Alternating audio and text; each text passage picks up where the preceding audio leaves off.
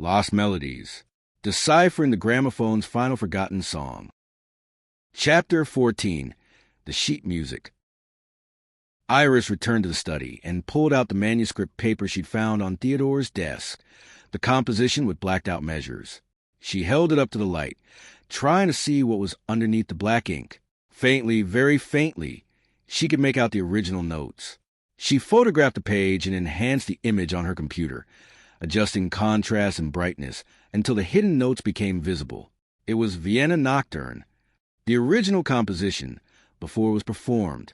But the visible notes, the ones that weren't blacked out, didn't match the recorded performance. Someone had changed the music. The blacked-out sections were the ones that had been altered for performance. Iris compared the original composition to the recording. The changes were subtle but deliberate. Specific notes had been shifted by a half-step. Certain rhythms had been extended or contracted, and those changes, when decoded, formed a message about the three agents. The original composition was innocent.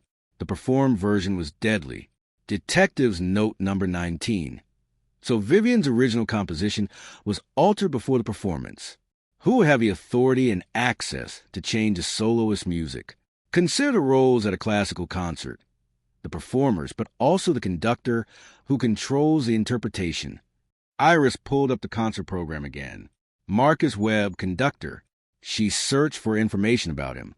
Marcus Webb had been a rising star in the conducting world in the early 1950s. After the November 1952 concert, his career had taken off. He'd gone on to conduct major orchestras in Europe and America. He'd become famous, wealthy, influential. He was still alive. At 98 years old, Marcus Webb lived in a private estate outside the city.